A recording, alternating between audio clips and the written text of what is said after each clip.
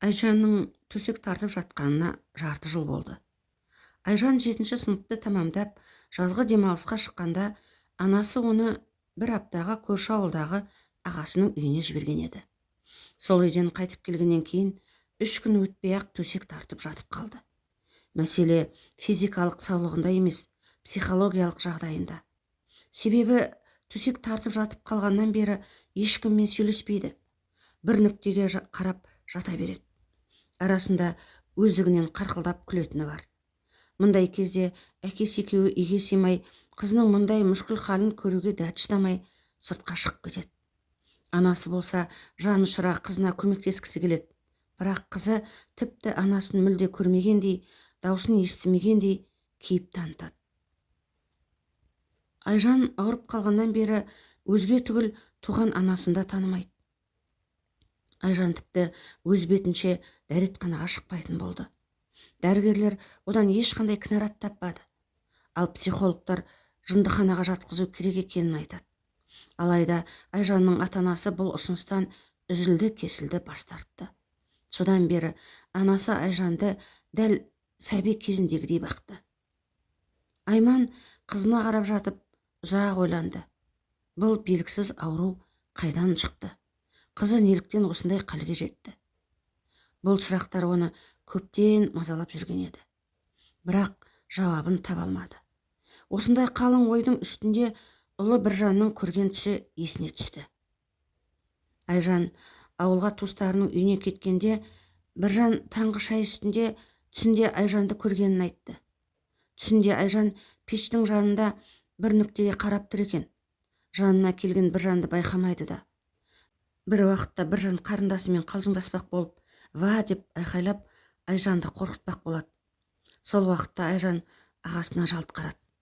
Біржанның айтуынша, сол уақыттағы Айжанның көз қарасын сөзбен жеткізу мүмкін емес.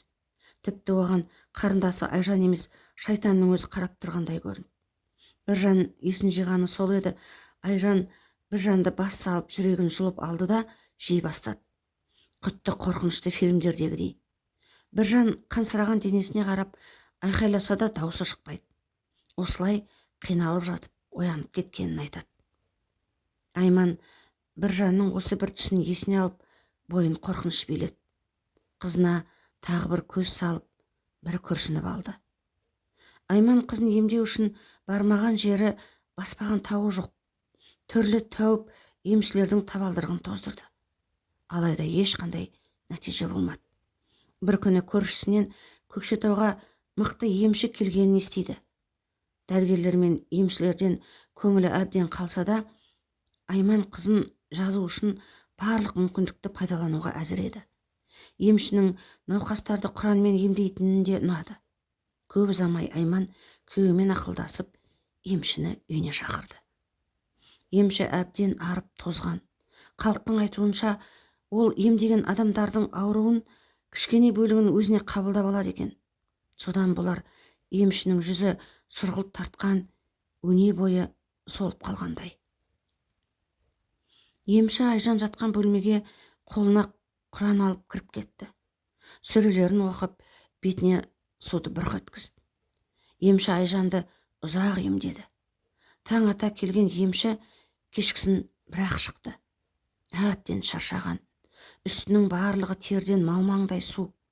Емші сылқ етіп орындыққа отырды да, есін жиып алғысы келгендей біраз уақыт үнсіз отырды. Біраздан кейін, қыздарыңыздың дерті ауыр екен. Ауруды судан тапқан, деді емші. Айман мен күйеуі емшінің сөздерінен кейін ұзақ ойланды. Неліктен судан? Қандай судан? Деген сауалдар бірінің артынан бірі маза бермеді.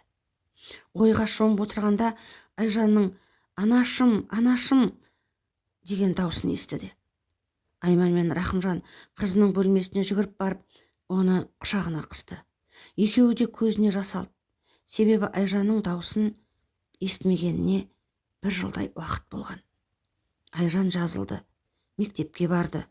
Өзінен бір сынып төмен оқығандармен бірге оқуына тура келді. Күндер өтіп жатты.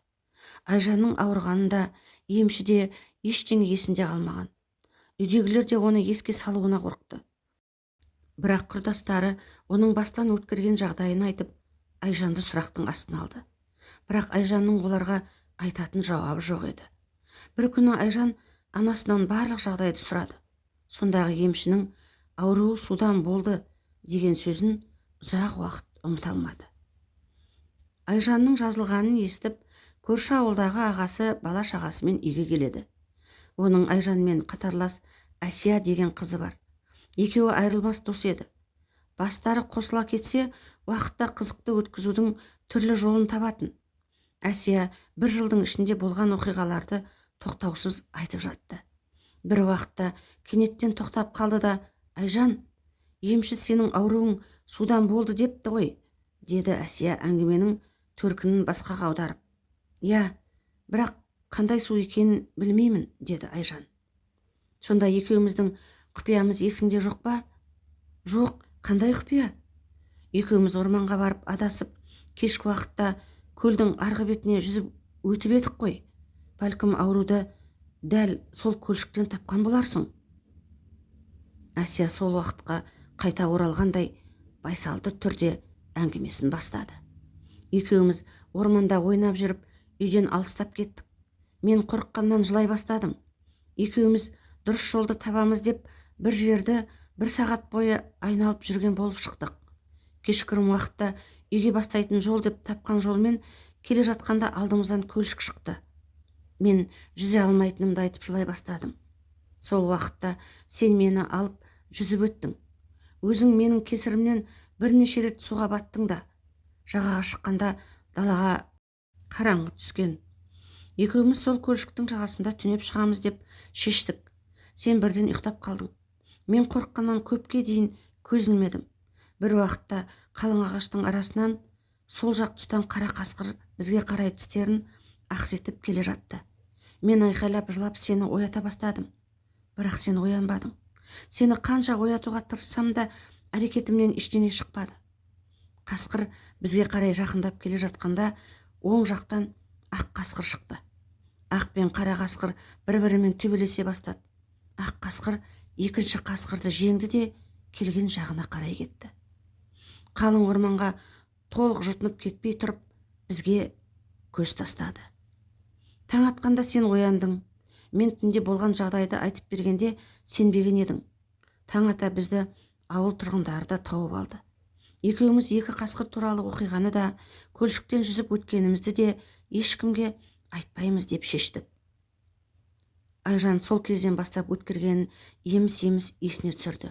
Үлкендердің су перісі болады, түнде әйел адамға суға баруға болмайды деген сөздер есіне түсті. Бәлкім сол түні емші айтпақшы ауруды судан тапқан болар деп топшылады. Өткен күндер қорқынышты түс сияқты өтті де кетті. Айжанның отбасына шуақты күндер қайта келді. Бір күні Айжанды емдеген емші қайтыс болды. Халықтың айтуынша, Айжанды емдегеннен кейін емші төсек тартып жатып қалған. Содан оңалмаған екен. Айжанның дерті неден болғаны белгісіз. Оған медицина қызметкерлері де түсініктеме бере алмады. Әсияның орманда су жағасында көрген 2 қасқыры да қорыққаннан немесе қиялынан туған дүние ме жоқ па, ол да белгісіз. Айжанның ауруы сол күйі жұмбақ күйінде қалды.